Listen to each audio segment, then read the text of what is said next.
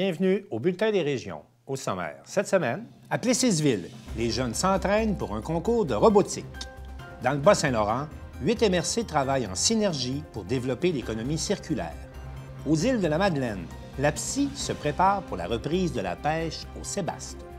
À Forestville, on a souligné la semaine de la popote roulante, un service essentiel que l'on retrouve partout au Québec. À Montmagny, un passionné issu d'une famille de canotiers fabrique un canot à glace en bois selon la méthode traditionnelle.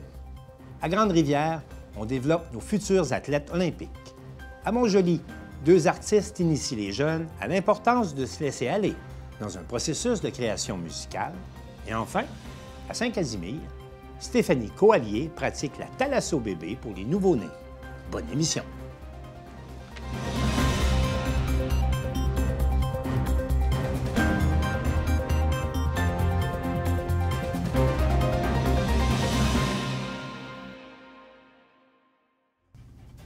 Le Bulletin des régions est réalisé grâce à la collaboration de 20 télévisions communautaires autonomes associées à Cogeco. Vous verrez donc, au cours de la prochaine heure, des reportages provenant de partout au Québec. On vous souhaite une bonne émission.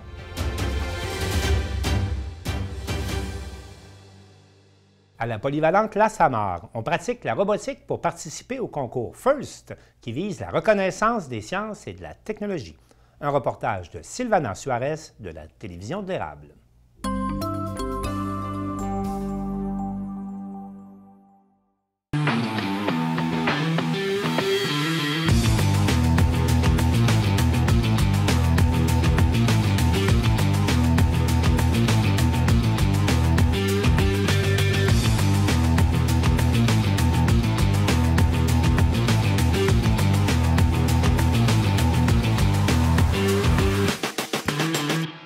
On se prépare pour une compétition de robotique qui aura lieu à la fin du mois, la compétition FIRST. Donc, on prépare un groupe de jeunes. On les accompagne dans la création d'un robot qui va rencontrer les conditions de la compétition. Donc, que ce soit autant de la fabrication, de la conception, du dessin, du filage, des tests qu'ils vont faire pour arriver prêt à la compétition.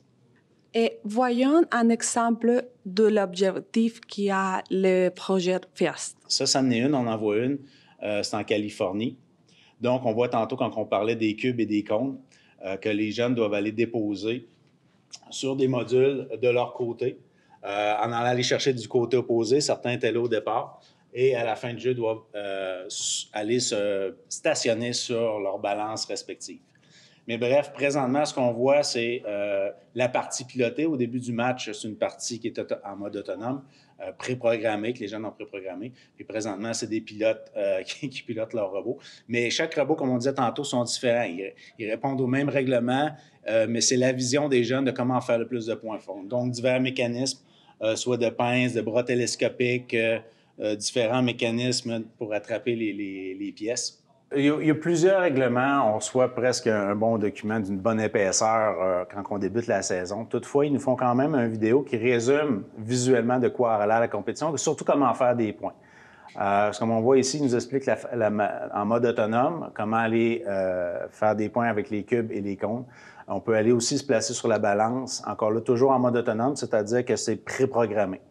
Après ça, une fois qu'on arrive dans le deuxième secteur de la compétition, qui est le 2 minutes 15, là, les jeunes vont pouvoir piloter.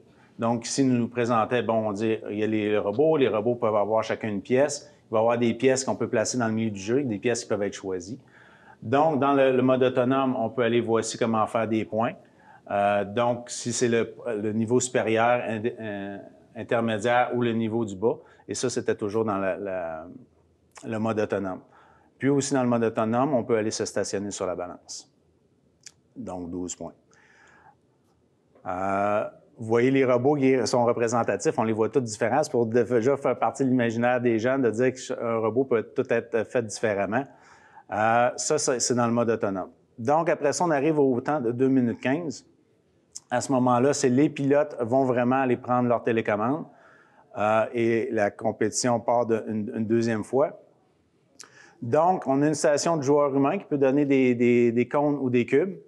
Là, ce qui présente, c'est que le réseau, il y a des bandes réfléchissantes et des sigles qui peuvent, auxquels On peut programmer des caméras pour aller viser des parties des modules.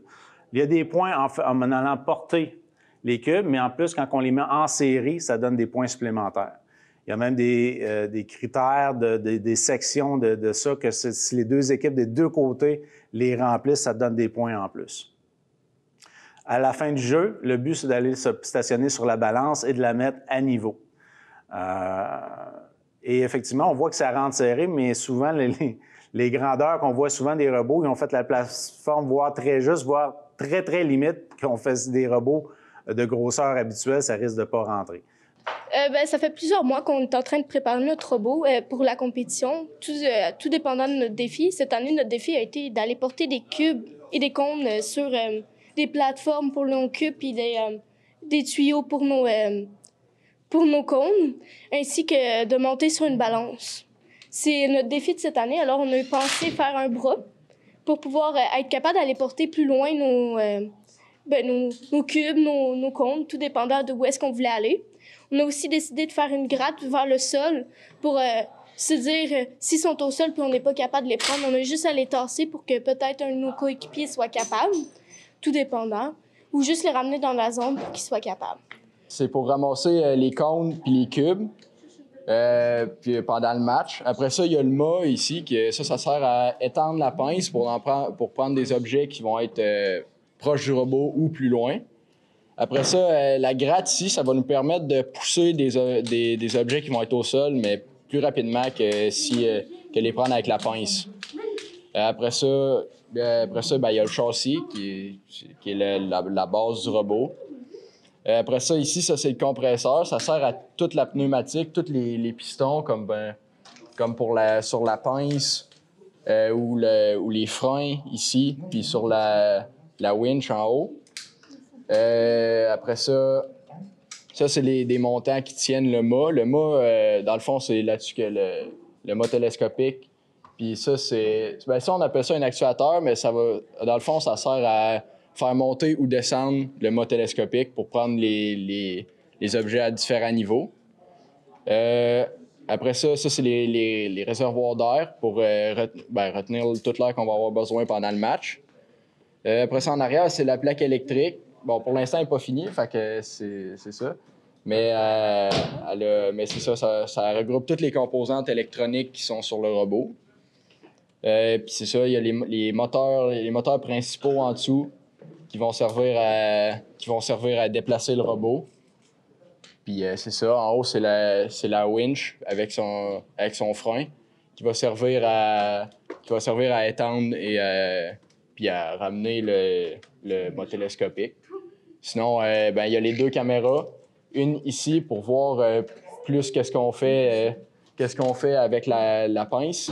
Puis une ici pour pouvoir voir où c'est c'est quoi l'orientation du robot, où c'est qu'on s'en va. Puis sinon, c'est pas mal ça.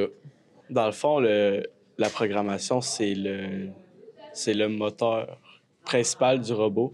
C'est ça qui va contrôler les moteurs, les limit switch. Tout le fonctionnement du robot, c'est nous qui le programme à la programmation. Tout ce que le robot va faire, le mode autonome, ce que le pilote va faire, c'est le robot. C'est nous dans la programmation qui va le faire. Puis ça montrait la direction, la force des moteurs qu'il y avait. Puis ça, c'est pour dire dans quel sens il tournait. Si la flèche tournait par là, c'est qu'il tournait dans un sens, puis l'inverse. Puis ça, c'était pour la caméra, puis ça, c'était pour l'angle du gyroscope, parce qu'on avait un gyroscope. Là. Ça, c'est le dashboard du Betabot de l'année passée. On a un gyroscope pour savoir l'angle. Sinon, on a deux caméras, une Limelight qui détecte les couleurs et ça peut réfléchir. Dans le fond, sur le terrain, il y a des papiers collants réfléchissants. Ouais, des papiers collants réfléchissants qui réfléchissent la lumière verte que la Limelight émet. Que la Limelight, dans le fond, c'est une caméra qui va capter le vert, entre autres. Puis que là, elle va pouvoir diriger le robot vers vers la place où ça réfléchit le vert. Bref, la plus belle bannière, on a gagné la compétition en 2016. C'est la bannière qu'on a au bout. Festival de robotique. On avait ça, c'est l'année 2016, l'année d'ailleurs qu'on a gagné la bannière. C'est qu'on a 2 finalistes de la Dean List au Québec. Ça fait qu'à chaque année, à la grosse compétition, il y a 2 jeunes qui sont nommés pour la Dean List, qui sont finalistes. Puis après ça, c'est à l'international qu'il y a un récipiendaire pour la Dean List, la Dean Award. Bref, Olivier et Édouard. Mais pour le peu d'âge qu'on a, honnêtement, c'est impressionnant qu'on ait déjà 2 jeunes qui ont fini finalistes au Québec.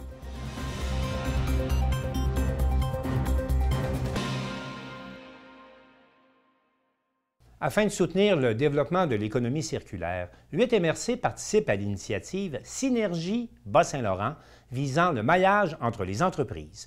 Un reportage de Marc-André Pépin.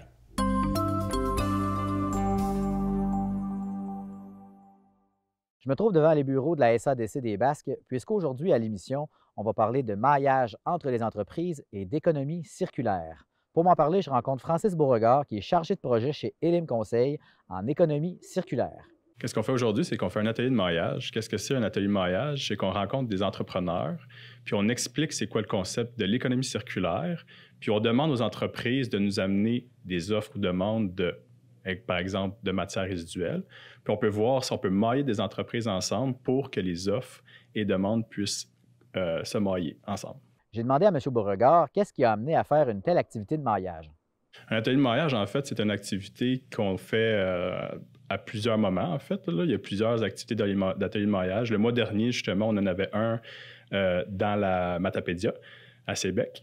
Donc, ce qu'on veut faire, en fait, c'est qu'on veut que les entreprises collaborent ensemble davantage. C'est une des axes principaux de l'économie circulaire, c'est qu'on veut que les entreprises de plus en plus sortent de leur milieu puis collaborent ensemble pour trouver des solutions, justement, en gestion de matières résiduelles, en partage de ressources humaines, en partage d'actifs. Donc, sortir un peu du modèle, ce qu'on appelle l'économie linéaire, où est-ce qu'on extrait des ressources pour les consommer et les jeter. Fait que là, maintenant, on veut repenser le modèle économique, puis on veut que les gens utilisent moins de ressources pour fabriquer ou pour consommer, puis qu'en fin de vie, au lieu de jeter en enfouissement, bien, qu'on trouve des façons de réparer, de reconditionner, de partager, de louer, donc même des économies comme l'économie de fonctionnalité. Donc, est-ce qu'on peut, au lieu de vendre un objet, est-ce qu'on peut vendre un usage d'un objet? Donc, c'est toutes ces réflexions-là qu'il faut avoir avec les gens du milieu. Puis quand on réunit les gens ensemble, les entrepreneurs, c'est des gens qui sont très créatifs, puis souvent, il va émerger des idées, puis ensemble, bien, justement, on bâtit là-dessus. Puis ces ateliers de mariage-là, c'est le moment parfait pour initier ces réflexions-là. Je me suis demandé pourquoi est-ce que Elim Conseil, qui est à Rimouski, venait faire cette présentation dans les Basques. Eh bien, voici ce que M. Beauregard me répond. Parce qu'en fait, nous, Elim Conseil, on est porteurs du projet qui s'appelle Synergie Bas-Saint-Laurent. Donc, Synergie Bas-Saint-Laurent, c'est un projet qui se porte sur l'ensemble du Bas-Saint-Laurent. Donc, dans chacune des MRC, les 8 MRC du Bas-Saint-Laurent, on a des animateurs comme moi qui font ces travaux-là d'atelier de maillage. Donc, on parle avec les entreprises pour essayer de développer, justement, comme je disais, l'économie circulaire. Puis, on essaie, justement, de plus en plus de faire des événements en personne suite à la pandémie pour remettre, justement, ce climat de collaboration-là en marche, puis remettre des nouvelles synergies en place, donc remettre les gens ensemble, mailler les offres et les besoins pour, justement, réduire le gaspillage. Depuis le début, je vous parle de Elim Conseil. Eh bien, qu'est-ce que Elim Conseil fait? C'est quoi son expertise? On fait de l'accompagnement des entreprises en développement durable. On fait aussi l'accompagnement avec les municipalités, avec toutes les ECI. Donc, on accompagne les entreprises, justement, on leur donne de l'information, de la sensibilisation, puis on peut même les accompagner sur des projets concrets en développement durable. Donc, je pense à la cohorte de relance durable, je parle du pôle l'économie sociale, je parle de mandats avec les municipalités pour revoir leur politique en développement durable. Donc, on accompagne les entreprises au niveau du développement durable, puis on opérationnalise davantage ça au niveau de l'économie circulaire, où est-ce que là, on va aller voir les entreprises, puis on va leur dire c'est quoi vos rejets que vous avez, que vous ne trouvez pas de débouchés. On va essayer de les aider justement à mailler avec d'autres entreprises, ou on va initier des projets de recherche avec des centres collégiales de transfert technologique, ou avec des institutions justement en éducation. Donc, on essaie d'accompagner les entreprises pour trouver des solutions qu'ils n'auraient pas le temps de faire. Donc, c'est ça. Vous voulez des exemples d'économies circulaires qui ont été réalisées dans la région du Bas-Saint-Laurent, plus particulièrement dans notre secteur? Eh bien, M. Beauregard me donne ces exemples-ci. Bien, l'exemple le plus notable, là, c'est aujourd'hui un des présentateurs, un témoignage d'une entreprise, c'est la ferme Ryukyu à Saint-Simon. Donc, eux, la ferme Ryukyu Jean-François travaille avec le caveau des Trois-Pistoles. Donc, le caveau fournit la drèche à la ferme. La ferme utilise ça comme nourriture animale. Puis ensuite de ça, il y a certains des bovins, justement, qui sont nourris par cette drèche-là, qui vont être abattus. Puis après, ça va être transformé à la boucherie du centre-ville, qui n'est pas loin d'ici non plus. Et la viande de la boucherie va aller au caveau, dans leur menu. Et puis même les graisses de la boucherie vont aller à la SEMAR, justement, pour le compostage. OK. Fait qu'on voit la boucle, en fait, là, qui est complète. J'ai questionné M. Beauregard pour savoir combien d'entreprises, combien d'entrepreneurs allaient participer à l'activité de maillage et également de m'expliquer le déroulement de cette activité. On attend une vingtaine d'entreprises, donc 20 entrepreneurs. Puis il va y avoir des gens aussi, des agents économiques. Donc, il va y avoir le CLD des Basques, la SADC des Basques. Il va y avoir le Fonds Éco-Leader aussi qui va être là pour être un levier financier pour démarrer des projets en économie circulaire. Donc, ça va être une présentation sommaire de l'économie circulaire, de Synergie Bas-Saint-Laurent et des LIM, et des services aussi de la SADC, du CLD et du Fonds Éco-Leader. Ensuite de ça, il va y avoir des témoignages d'entrepreneurs qui ont mis en place des stratégies d'économie circulaire dans leurs entreprises, même des fois sans le savoir. Puis ensuite de ça, ce qu'on va faire, c'est qu'on va demander aux entreprises, aux entrepreneurs qui vont être là, de donner des offres ou des demandes de matières, exemple des matières résiduelles, ou peut-être du personnel qu'il y aurait, ou des locaux disponibles, pour après ça voir des demandes des entreprises aussi, pour essayer de les mailler ensemble, pour voir s'il y aurait des choses qu'ils pourraient partager ensemble. Donc, accentuer la collaboration entre les entreprises. Il va y avoir aussi des exemples de dossiers qui vont être plus régionaux, justement, des exemples concrets qui sont à plus grande échelle. Donc, j'ai un exemple des plastiques agricoles dans la région.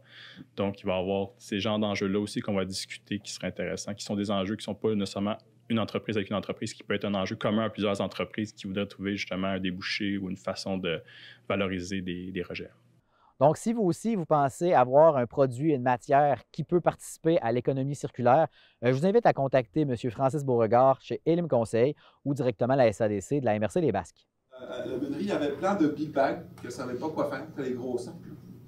Et puis, dans le fond, Pro Armature, qui est une entreprise des Basques, ils les ont récupérés, ils les ont réutilisés pour la gestion de leurs produits, en fait. Plutôt que d'utiliser des sacs à usage unique ou qui perçaient ou n'importe quoi, ils se sont dit, ben écoute, on va prendre des big bags réutilisés. Puis ça, vous voyez un peu les détails de la synergie, mais c'est quelque chose qui était intéressant pour les deux côtés. Là. Donc, parce qu'eux, ils ne savaient pas quoi en faire. La meunerie, ça prenait de l'espace de stockage, puis ça les accommodait. Puis Pro Armature, c'est une solution un peu à leur conditionnement qu'ils ont trouvé comme ça.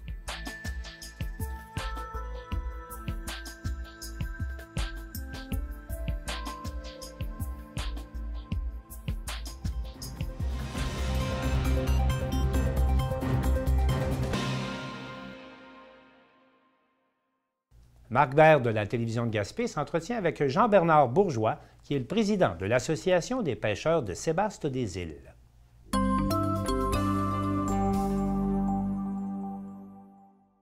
Jean-Bernard Bourgeois, je suis président de l'Association des pêcheurs de Sébaste-des-Îles, qui regroupe 21 des 26 permis engins mobiles 65 pieds et moins aux îles de la Madeleine. Alors pour te faire une petite mise en contexte, là ça fait déjà plusieurs reportages et entrevues qu'on a fait avec par exemple la CPG en Gaspésie, puis la Mérinov aussi concernant justement la reprise de cette pêche au sébaste. Et puis on a vu que vous avez créé cette association-là aux îles de la Madeleine. Est-ce que tu voudrais nous donner un petit peu, avant qu'on parle plus en détail de cette association-là, c'est quoi la réalité sur le terrain pour qu'on puisse justement aborder ce sujet de la reprise au sébaste? Ben, la reprise, elle se fait sentir, c'est certain. Les gens en parlent beaucoup, on entend dans les radios, on lit des articles comme quoi la biomasse est importante dans le golfe Saint-Laurent. Donc nous, ce qu'on a voulu faire finalement en créant notre association, c'est se préparer en amont, avant que la réouverture se fasse, pour justement faire entendre notre voix, dire que nos pêcheurs, on veut une répartition équitable de ce quota-là lors de cette réouverture. Donc on veut une répartition équitable pour les îles de la Madeleine, mais également à travers la province du Québec. On a entendu le ministre André Lamontagne justement faire part de la même volonté que nous dans certains articles, comme quoi le Sébaste, ben, le Québec devait parler d'une seule voix. Donc, nous, c'est ce qu'on propose de notre côté. Est-ce que ça veut dire qu'il pourrait ne pas y avoir d'équitabilité dans le fond, parce que tu parles de répartir bien la ressource, mais est-ce que c'est parce que si ça réouvrait, c'est possible que ça se fasse pas dans ce sens-là? Je pense qu'il y a plusieurs scénarios qui sont sur la table. Ça, c'est du côté du MPO, ce n'est pas de notre côté. Nous, ce qu'on veut, c'est que le quota soit réparti entre les flottilles indépendantes. On voit la même chose dans la crevette, on voit la même chose dans le crabe, on voit la même chose dans le homard. Ce sont les pêcheurs qui obtiennent le quota, ce sont eux qui vont pêcher la ressource et ensuite vendre aux industriels. Nous, c'est le modèle d'affaires qu'on veut préconiser. C'est le modèle d'affaires au Québec, c'est le modèle d'affaires qui fonctionne. Donc nous, c'est certain qu'on veut aller en ce sens-là. Si on regarde dans le passé, en historique, le modèle d'affaires a déjà été différent, mais nous, on pense que pour la durabilité de la ressource, pour lui faire attention, c'est ce qu'il faut faire. C'est quoi la prochaine étape qui ferait que justement le ministère des Pêches et Océans ouvrirait dans le fond la possibilité de pêcher le sébaste-là? Je pense qu'on commence par on a eu une belle visite dernièrement de la ministre Joyce Murray. On apprécie aussi sa visite aux îles de la Madeleine en Gaspésie. Je pense que c'était la première étape, qu'elle vienne voir la réalité sur le terrain, voir qu'on est prêt à pêcher, qu'on est capable aussi de le pêcher, parce qu'on représente des pêcheurs d'expérience. Je pense que ça, c'est quelque chose qui était très important qu'elle voit. Maintenant, on sait que la biomasse est là, elle est présente, la taille, le poisson, il grossit de plus en plus. Donc, la réponse, elle est du côté du ministère, mais on croit que de plus en plus, là, les éléments s'enchaînent là, pour une réouverture possible très rapidement. Et pour terminer, est-ce que vous auriez les pêcheurs autant aux îles qu'aussi sur la côte nord ou en Gaspésie, dans le sens où les bateaux sont déjà presque équipés, où il y en aurait certains modifiés pour ça. Mais quand on parle de transformation, est-ce qu'aux îles de la Madeleine, vous pourriez aussi aller dans le sens d'une transformation du sébaste? C'est certain qu'il y a des transformateurs qui sont intéressés. On en entend beaucoup parler. La même chose sur la Côte-Nord en Gaspésie. Je pense que on doit se préparer pour cette industrie-là. Est-ce qu'on est prêt à l'heure actuelle, en ce moment? Là, les gens se préparent pour le homard et le crabe et la crevette, par exemple. Mais c'est certain que ce sera des discussions à avoir. Puis je pense qu'il y a déjà des discussions là, qui sont entamées là, du côté des industriels pour être prêts lors de la reprise. C'est pour ça qu'un signe très clair de la date de la réouverture pourrait aider justement les industriels là, à se préparer. D'accord. Ben, en tout cas, merci beaucoup Jean-Bernard pour cette mise à jour de ces informations-là. Ça complète un peu notre dossier. Maintenant, on n'a plus qu'à attendre. Puis à ce moment-là, peut-être qu'on se parlera d'ici là. Toi, dans un meilleur des cas, avec optimisme, tu verrais ça pour quand? Je ne m'avancerai pas. Je ne m'avancerai pas, mais je pense que le plus rapidement sera bien pour l'entièreté de nos communautés. Maintenant, la répartition reste à voir comment elle se fera, mais je pense que oui, je sais. Le plus rapidement sera le mieux. Je demande ça parce que des fois, il y en a qui parlent un peu. Je sais que la ministre est venue il y a pas longtemps, alors des fois, il y a des choses qui peuvent se lâcher, mais bon, je me dis on va attendre. Pas d'informations. Bon, merci à toi, hein. Merci pour ton temps en tout cas. Merci, ça fait plaisir.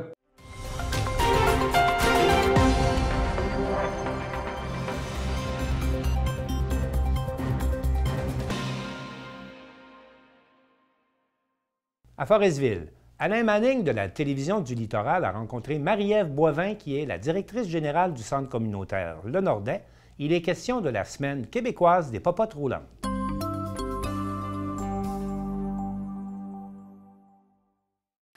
Du 19 au 25 mars se tiendra la Semaine québécoise de la popote roulante. Mais avec moi, je vais rencontrer Mme Marie-Ève Boivin à ce sujet. Bonjour Marie-Ève. C'est la semaine de la popote roulante. J'aimerais ça que tu me parles un peu de qu'est-ce que c'est exactement la popote roulante. Le service de popote roulante, ça fait partie de nos services du maintien à domicile qui est offert par le Centre d'action bénévole Le Nordais. C'est des repas chauds qui sont offerts à nos aînés qui sont situés entre Colombier et Longrive. Nous, on sert 4 jours de repas de popote roulante par semaine, soit du mardi au vendredi. Est-ce que ça rejoint quand même plusieurs personnes? Oui, je dirais que de façon générale, là, on peut sortir entre 50 et 60 repas par jour. Par jour, donc c'est beaucoup. Et c'est orchestré probablement par des personnes qui sont bénévoles, parce qu'on sait que vous travaillez beaucoup avec les bénévoles. Oui, c'est sûr que moi, j'ai Francine là, qui est responsable du service, ma coordonnatrice du maintien à domicile, qui, elle, là, on a une cuisinière temps plein qui travaille sur la préparation de nos repas avec une aide cuisinière. Sinon, là, on a grosso modo entre 12 bénévoles qui travaillent là, au service de livraison de popote roulante. On a un bénévole qui est chez nous pratiquement tous les jours, qui va donner un coup de main en cuisine également. J'entends que vous faites la livraison des repas. Est-ce que ça implique plusieurs personnes? Oui, bien c'est ça. Étant donné que le territoire est quand même assez grand à couvrir, on se trouve à avoir 3 routes de livraison. Donc, à tous les jours là, de livraison, on a 3 personnes qui partent. Un qui part pour le secteur Colombier. On a quelqu'un à l'intérieur qui fait Forestville. Et puis, on a une personne qui fait Portneuf-Longrive. Tu me parlais que ces repas-là s'adressaient aux personnes âgées. Est-ce qu'il y a juste des personnes âgées? La clientèle cible, c'est nos aînés, 65 ans et plus. Mais évidemment, là, qu'on a quand même la conscience que certaines personnes qui ne sont pas dans le créneau de 65 ans et plus peuvent avoir des besoins. Alors, rendu là, c'est analysé et répondu à la pièce. OK. Maintenant, la popote roulante, ça existe à Forestville, mais je pense que ça déborde sur d'autres places en région. Oui, effectivement, là, il y en a partout en région sur la Côte-Nord. Là, la majorité des municipalités sont desservies. Mais spécifiquement chez nous, dans la MRC de la Haute-Côte-Nord, le secteur ouest est desservi par les Délices Maison, qui est chapeauté par Daniel Bouchard là, dans ce secteur-là. Un petit peu différent de chez nous, là-bas, c'est un traiteur qui offre les repas. C'est fait là, en cuisine là, par un épicier de là-bas. C'est servi 5 jours semaine, du lundi au vendredi. Eux couvrent les 4 municipalités là, du secteur ouest de la MRC. Et ça implique eux autres aussi pas mal de bénévoles, probablement. Oui, effectivement. Là, je discutais avec ma collègue Diane ce matin, puis chez eux, là, ils ont deux baladeurs qui livrent la popote roulante dans leur secteur, puis elle qui est là aussi en support là, pour tout chapeauter ça. Si on regarde dans l'ensemble, là, dans le secteur ouest et ici, c'est quand même plusieurs repas qui sont servis dans une année. Hein? Annuellement, là, on peut parler qu'on sort environ 9000 repas là, pour notre service à nous ici. Du secteur ouest, on parle plus de 13 000, étant donné que chez eux, là, sont 5 jours semaine. Oui. Effectivement. Est-ce qu'éventuellement, la demande augmente à chaque année? Je dirais là, que depuis le COVID, on a vu une augmentation qui est assez majeure au niveau des demandes. On travaille aussi de plus en plus avec les réseaux sociaux. Nos aînés sont de plus en plus présents sur les réseaux sociaux, donc la promotion, la publicité de nos repas se fait beaucoup par le biais des réseaux sociaux. Donc, les gens partagent et voient qu'est-ce qui est offert et puis la demande est grandissante. Ce qui est intéressant de savoir avec les services de popote roulante, là, c'est aussi de la vigie qu'on fait auprès de nos aînés. Malheureusement, là, pour certaines personnes, c'est le seul téléphone qu'ils reçoivent à savoir s'ils veulent le menu. Donc, c'est la seule visite qu'ils ont par jour, la personne qui va livrer le repas. Donc, c'est un service de vigie là, qui peut être intéressant aussi pour nos aînés. Bien, moi, je dirais que c'est essentiel parce qu'étant donné qu'il y en a certains qui sont seuls, vous veillez justement à combler ça. Effectivement, c'est ça. Là, les gens sont... Certaines personnes prennent le menu une fois... Nous, comment on fonctionne, c'est qu'on appelle à tous les jours pour offrir le menu du lendemain. Certaines personnes choisissent de donner ce qu'ils vont prendre pour la semaine afin de ne pas recevoir des appels à tous les jours, alors que d'autres attendent patiemment le téléphone là, de notre personne pour avoir le menu et avoir une certaine conversation là, par jour. Il y a quand même un petit montant que les personnes doivent... Mais parfois, c'est gratuit aussi pour une journée. Oui, cette semaine, étant donné qu'on est dans la semaine des popotes roulantes, on offre un repas gratuit à notre clientèle. Sinon, le repas est de 6,50 $. Ça comprend la soupe, le repas principal et le dessert. C'est servi chaud dans la majorité du temps, là, quand c'est possible. Secteur à l'extérieur, Colombier-Longrive, c'est un 7 $ qui est chargé. C'est les mêmes tarifs là, pour le secteur ouest. On sait que maintenant, les épiceries, ça coûte cher maintenant, acheter de la nourriture. Est-ce que ça vous a nui? C'est sûr que les sous, ça augmente de partout. Là, les épiceries, là, la tarification a augmenté. On va jouer d'idées pour essayer d'aller chercher les spéciaux le plus possible. Nos menus sont souvent en fonction des spéciaux qui sont annoncés là, dans les épiceries. Est-ce qu'à ce moment-là, vous vous servez de commanditaire? On essaie, mais on est quand même subventionné, nous, par la PSOC, donc on reçoit des sous pour pouvoir offrir ce service-là. Ça fait partie de notre mission globale du CAB. Bien, merci beaucoup, Marie-Ève. Ça fait plaisir. Parfois, quand on fait des reportages, on est privilégié. C'était le cas avec la popote roulante de Forestville parce qu'ils nous ont offert un lunch gratuit. J'ai pas beaucoup de temps pour vous parler, ça va refroidir. Alain Manning pour la télévision du Littoral à Forestville.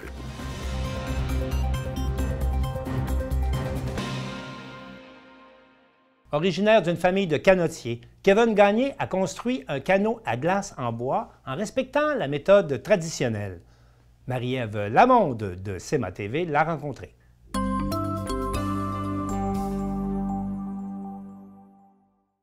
Vous avez peut-être entendu parler de cet huluberlu qui avait décidé de faire un canot à glace à l'ancienne. Eh bien, on est avec cet homme, Kevin Gagné. Bonjour. Bonjour, bonjour. Et le voici, le fameux canot, il est terminé. Oui, finalement, après plusieurs heures de travail, on est fiers de dire qu'il est complété puis qu'il est prêt. On est prêt à aller l'essayer.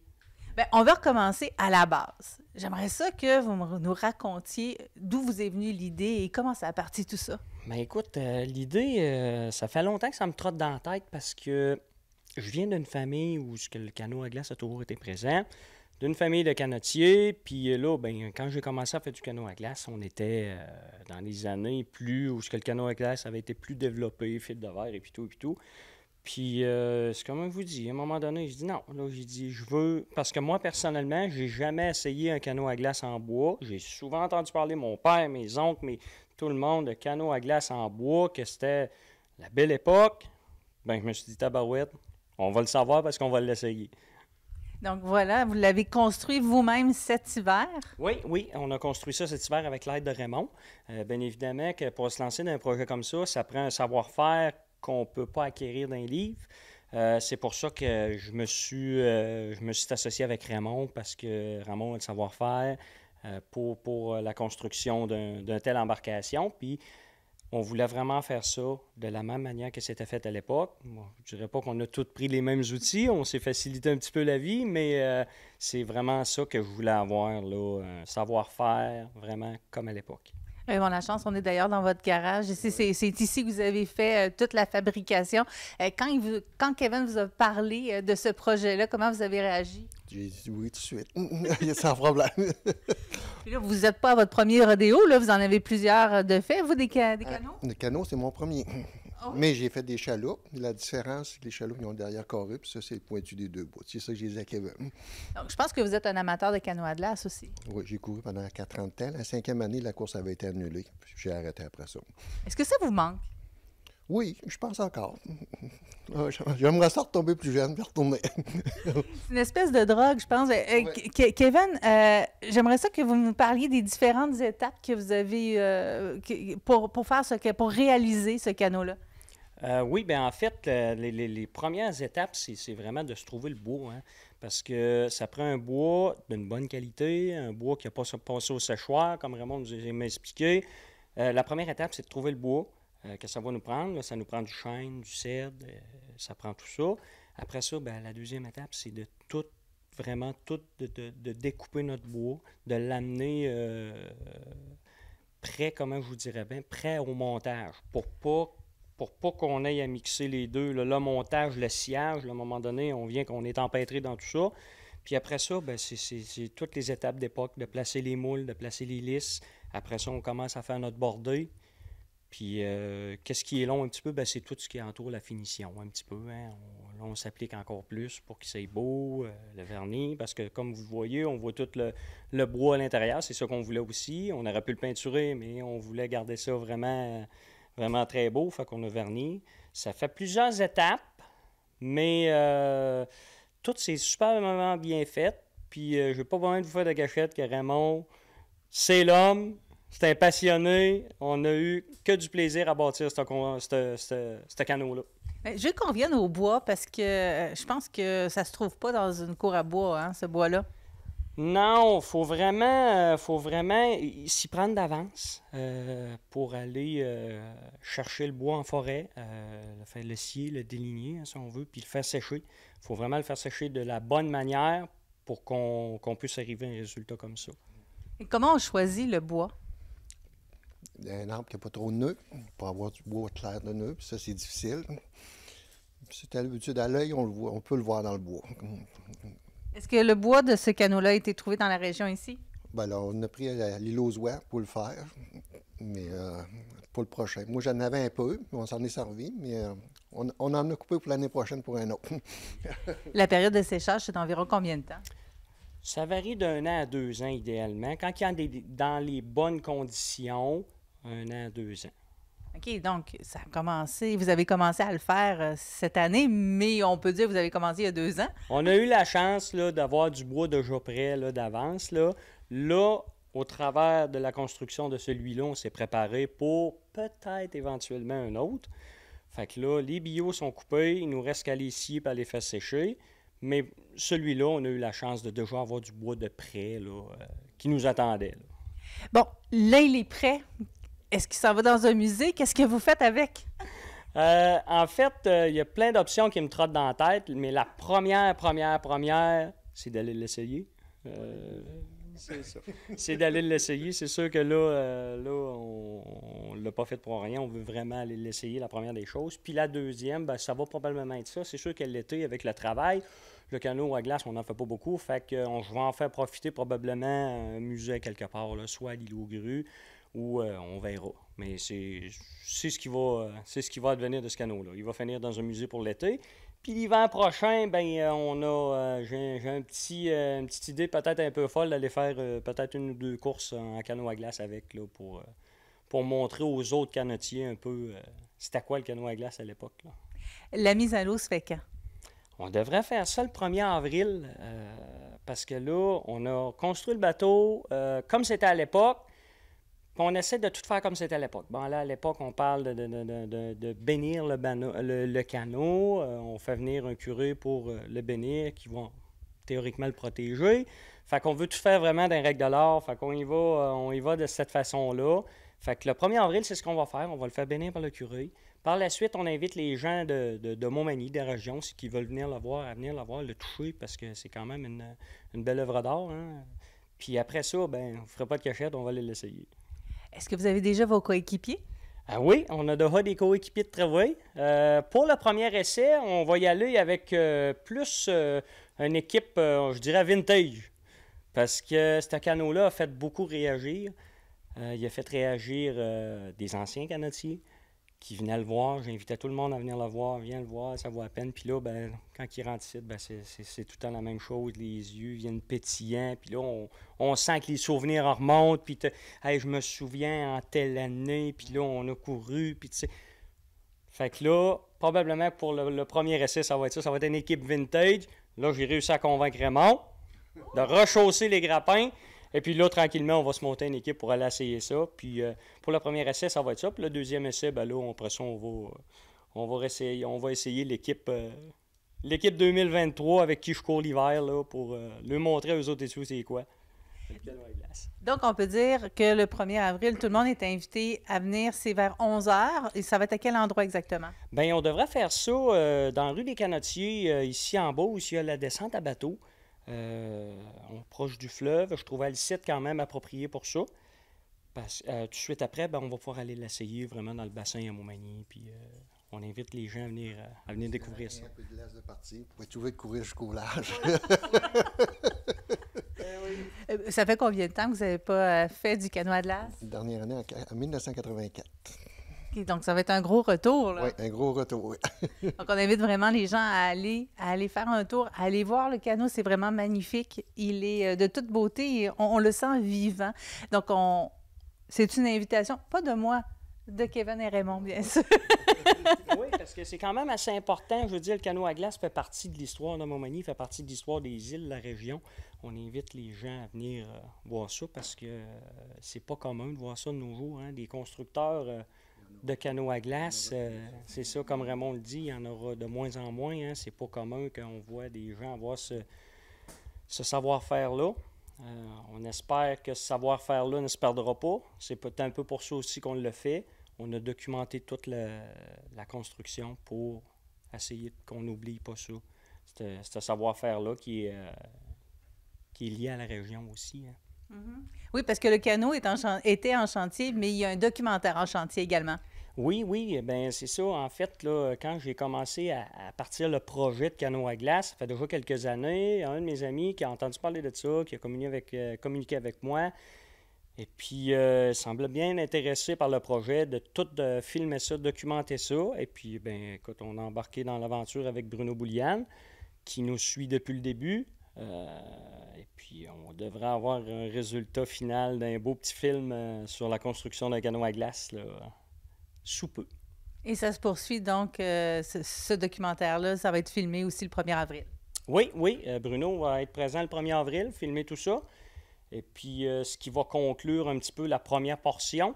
La deuxième portion devrait être l'hiver prochain, parce que là, c'est comme je vous disais, on devrait embarquer sur les glaces durant les compétitions. Fait que Bruno va tout filmer ça pour englober tout ça dans le documentaire, dans le film. Kevin Gagné, Raymond Lachance, merci énormément.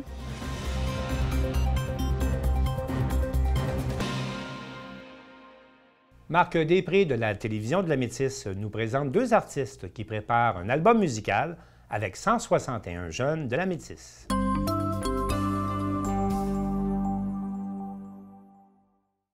Alors, on se trouve à l'École des Alizés, donc où on vit présentement une belle expérience, une expérience particulière. Et Géraldine aussi, bien, rebonjour Ramon Joly. Allô, Marc, ça va bien? Ça va très bien. Alors, il faut dire que, justement, pour réaliser l'expérience que l'on fait présentement, donc, tu as obtenu une bourse, là. Oui, bien, en fait, c'est le CLAC qui a obtenu une subvention du fonds TELUS pour créer un album de 7 chansons avec 7 groupes de la Métisse dans 3 écoles différentes. Oui, donc il y aura plus de 150 jeunes qui vont être réunis, qui vont participer à ce projet-là. Donc, nous, on passe 2 mois là-dessus, là, sur ce projet-là, vraiment pour créer 7 chansons qui vont sortir au printemps. Là, donc, voilà. Un mini-album. Oui, exactement. 7 chansons. 7 chansons, 7 classes.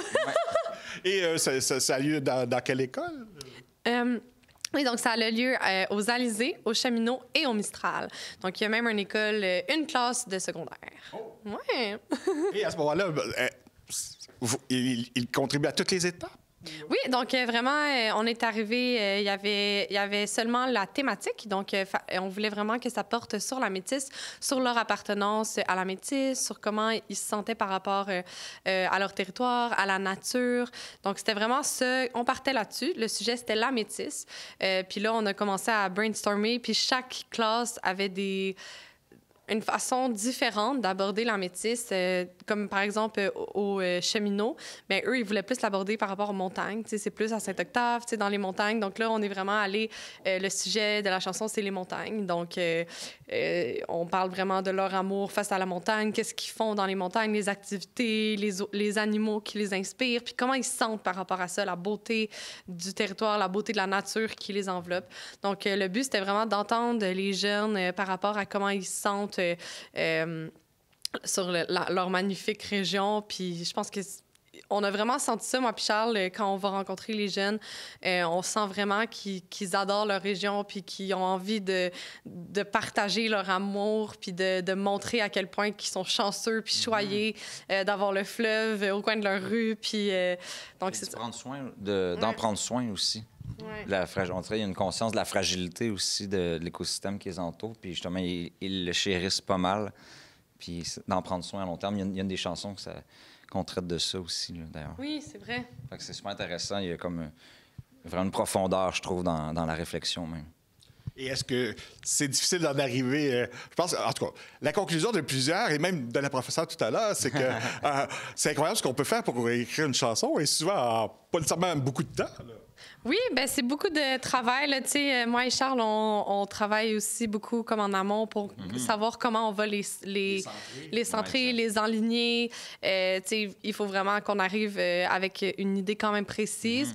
Donc, on fait des dictées trouées en chansons. Donc, souvent, on arrive avec une idée de soit refrain ou couplet, puis on leur demande d'écrire le reste de la chanson. Mais c'est vraiment, on part vraiment de eux, leur idée. Les paroles, là, quand on est arrivé, moi, il n'y avait rien. Puis c'est eux qui ont... C'est vraiment page blanche au début. Oui, au début, c'est page blanche. Puis à la fin, quand on va revenir, Charles, dans 2 semaines, on va revenir. Puis là, on va enregistrer les chansons. Il va y avoir des solistes. Donc, il va y avoir des jeunes qui vont faire les couplets, qui vont chanter les couplets. Puis là, après, Charlie va vraiment enregistrer, faire toute la partie d'enregistrement. Donc, voilà. Et il y a quand même une certaine pression au niveau de la rythmique, là, parce que, bon, faut correspondre au goût du jour aussi. Oui, bien, il y avait quand même quelques propositions de style qui avaient été lancées. Pour d'autres, non, pas du tout. Fait qu'on s'est laissé inspirer par les textes, puis on est allé dans différentes directions aussi pour que ce soit un album éclectique et rempli de trucs différents. Mais comme aujourd'hui, tu étais témoin de quelque chose un peu plus up-tempo. Il y avait la thématique, c'est quoi? Pop rock, mais avec techno. Fait que là, je sais pas trop comment je vais l'arranger encore. Moi, il faut que je fasse du travail aussi à l'ordinateur en amont de la rencontre dans 2 semaines, pour qu'il y ait quelque chose pour enregistrer par-dessus. Fait que, ouais, c'est des belles surprises. Quand j'avais lu ça, là, rock, pop, techno, j'étais comme, OK, ça, yes. Mais c'est cool, beau défi. Mais oui, c'est vraiment... Mais c'est le fun, Puis ils ont des belles idées. Il faut juste qu'ils se laissent le moment de lâcher prise, l'espèce de lâcher prise face à la gêne ou le regard des autres amis alentour. Puis quand ça se passe, c'est vraiment beau. Il y a des belles affaires qui se passent, je trouve. Vraiment. Est-ce que c'est votre première expérience avec des jeunes pour composer quelque chose? Moi, oui. Aussi jeune, oui. Okay. J'ai fait plus vieux, mais aussi jeune, oui.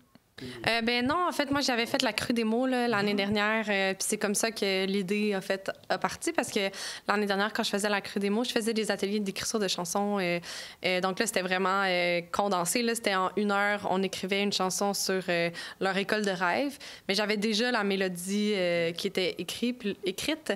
Puis les enfants devaient comme... c'était un peu une dictée trouée aussi. Là. Ils devaient écrire... c'était quoi qu'ils rêvaient dans leur école. Puis là, souvent, c'était comme des trampolines, puis des trucs très farfelus. Puis là, après, je suis revenue à Julie, puis j'étais comme...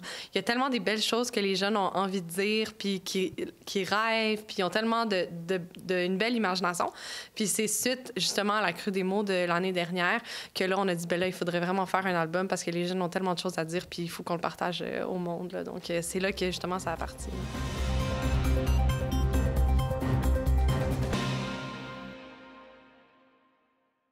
Brigitte Paradis prépare nos futurs Olympiens et Jean-Denis Laperrière de TVCGR l'a rencontré pour faire le point sur les succès de ses athlètes.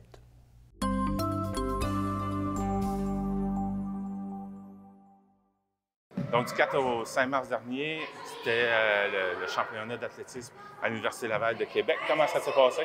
Bien, Jean-Denis, ça s'est très bien passé parce que je te dirais que, tu sais, j'avais 2 athlètes parmi les 3, Annabelle Collin puis Benjamin Francaire, qui vivaient leur première expérience de championnat provincial.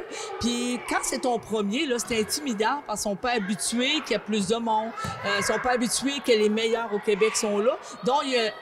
Tu sais, quelque part, ça emmène un stress, une anxiété encore plus grande, tu sais, pour compétitionner. Donc, j'en regarde Benjamin, pour sa première fois qu'il faisait un poids provincial, tu sais, il a quand même bien lancé, il a fait une belle compétition. Il allait là pour aller chercher de l'expérience. Puis c'est ça qu'il a fait. Au niveau de son sprint, il faisait pour le plaisir, puis il a fait une très, très belle course. Au niveau d'Annabelle, elle participait, elle aussi, à son premier championnat. Elle était un peu stressée de tout ça. Le monde, ça l'intimidait un peu, je m'en ai rendu compte, mais elle s'est démarquée pour une fille qui participait à ses premiers championnats. Elle est terminée 15e sur près de 30 athlètes dans ses 2 épreuves de 60 mètres puis 150 mètres. Puis ça annonce énormément. Ça veut dire que bientôt, cette fille-là va être capable de courir en bas de 10. Ça veut dire qu'elle va être capable d'être parmi les 8 meilleurs au Québec. Ça ne prendra pas de temps. Il y a une belle espoir avec ces 2-là. Puis il y a Thomas aussi qui, lui, a battu ses records dans ces deux disciplines en plus. Bien, c'est sûr que Thomas, on est très heureux du résultat. Regarde, moi et Thomas ensemble, on a travaillé à partir de septembre à améliorer ses performances au niveau des temps. On a fait un changement dans son entraînement. On a travaillé plus en vitesse puis en endurance à long terme, courir vite longtemps. Et ça a paru parce qu'avec les derniers Jeux, il avait terminé 2e au 1200 mètres. On visait le podium, la première place, on allait devenir champion. Puis au 800 mètres, il est terminé 5e cet été. Puis là, on visait de faire au moins une 3e position, puis il est terminé premier.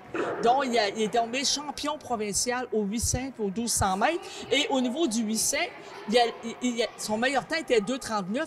Il a couru 2,30.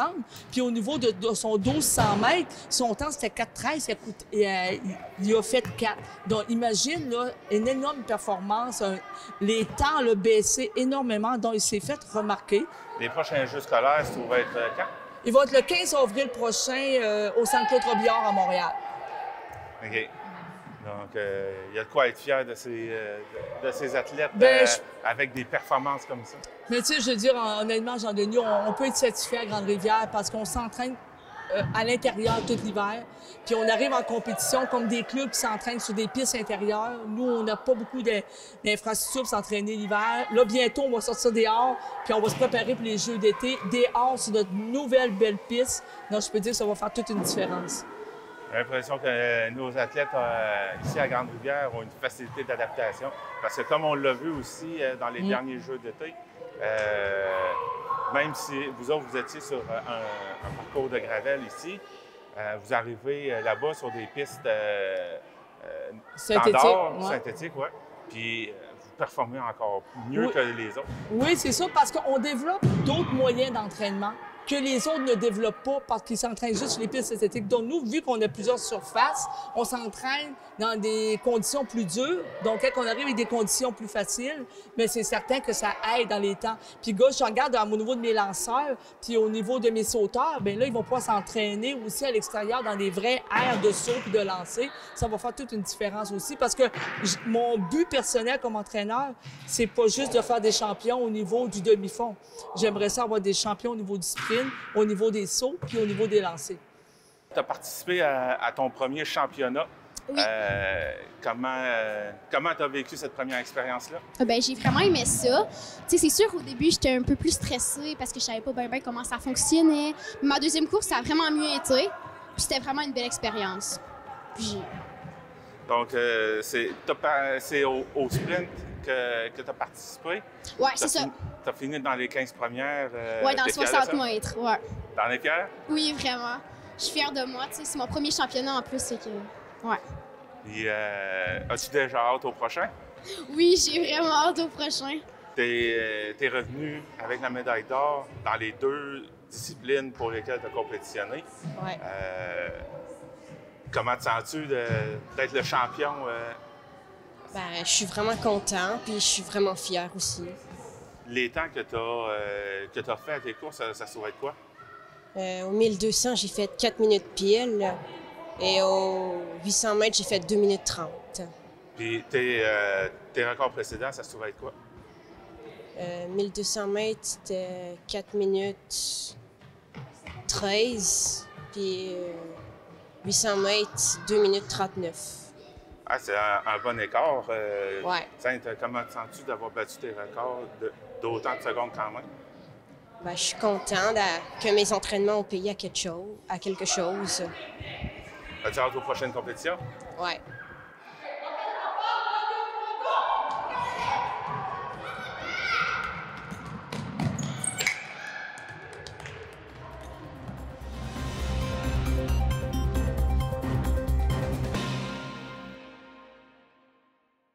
Stéphanie Coallier est praticienne en thalasso-bébé et Charles Laviolette de CJSR s'est rendu à Saint-Casimir pour nous présenter cette pratique.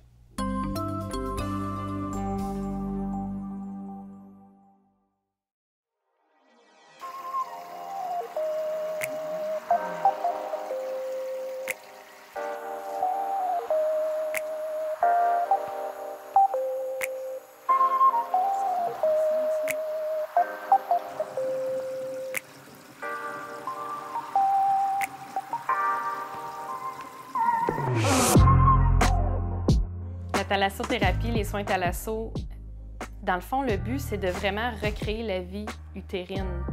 Le bébé, il vient de passer 9 mois de sa vie, normalement, des fois moins, hein, des fois plus. Dans le ventre de sa mère, tout ce qu'il connaît, c'est ses mains, c'est son cordon, tu sais, il n'a jamais rien vu. Puis là, il sort du ventre de sa mère, peu importe la naissance, que ce soit une césarienne, que les os aient crevé ou pas. Mais tu sais, la naissance en soi, c'est probablement un des plus grands traumatismes qu'on vit en partant dans notre vie. C'est un élément important. Tu sais, c'est pas quelque chose qu'on peut prendre à la légère.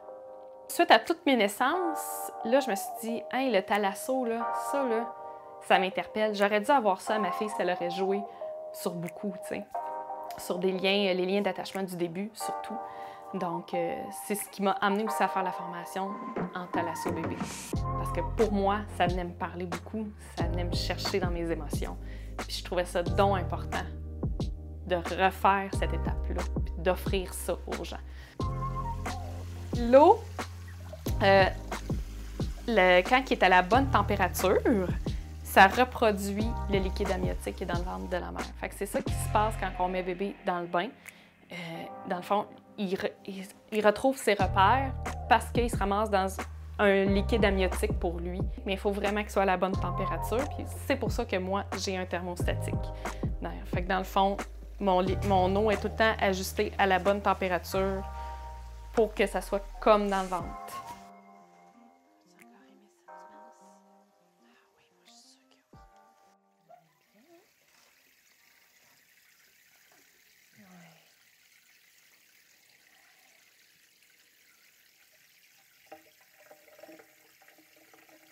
Le bébé, il est très sollicité à la naissance. Fait que c'est normal qu'il vit des tensions, c'est normal qu'il y ait des torticolis, c'est normal qu'il y ait plus de difficultés d'allaitement des fois.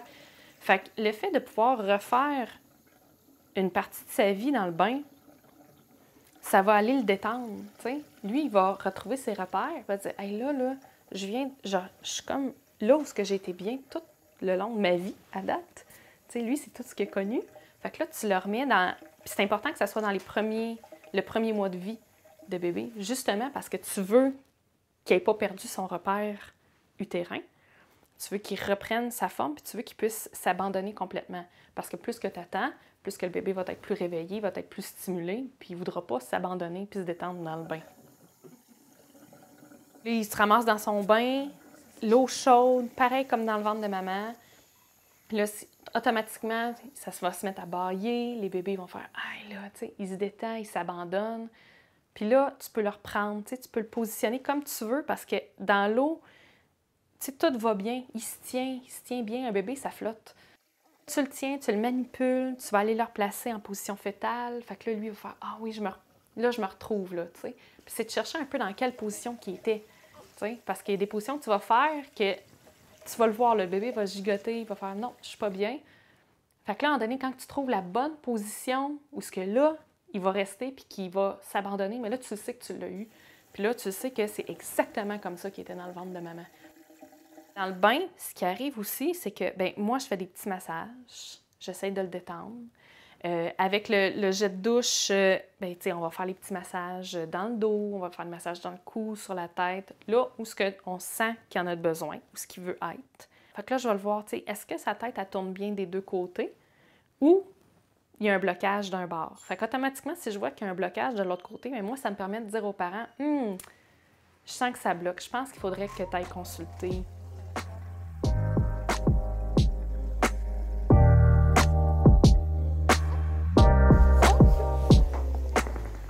On fait le massage. Ça aussi, c'est une étape qui est importante parce que qu'est-ce qu'on fait à la maison quand le bébé prend son bain? On le sort, puis on le crème, puis on l'habille. Puis souvent, ça va vite. C'est une étape qui va vite. Mais juste le fait de montrer aux parents comment masser son bébé, puis prends-le le temps, tu sais. Des fois, le bébé n'est pas réceptif, tu prends pas le temps, t'enchaînes. C'est correct. Mais si le bébé est super réceptif, prends-le le temps de faire un massage. J'aime ça, faire participer les parents puis dire « Viens le prendre ton bébé dans le bain » parce qu'il y en a qui sont pas tant à l'aise de donner le bain à leur bébé, surtout quand c'est des premiers. Fait que viens le prendre ton bébé dans le bain. Moi, je suis là à côté de toi, je t'abandonne pas. OK, vas-y, fais-le. Puis là, des fois, il se risque à faire le plongeon, il l'emmène dans la douche. Puis là, ils voient qu'est-ce que le bébé fait, puis comment il est bien. Puis là, ils font comme, hey, c'est cool, là, tu sais.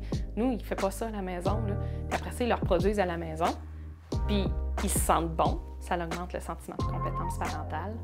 Puis ça, ben, ça veut dire que j'ai une mission réussie rendue là, tu sais.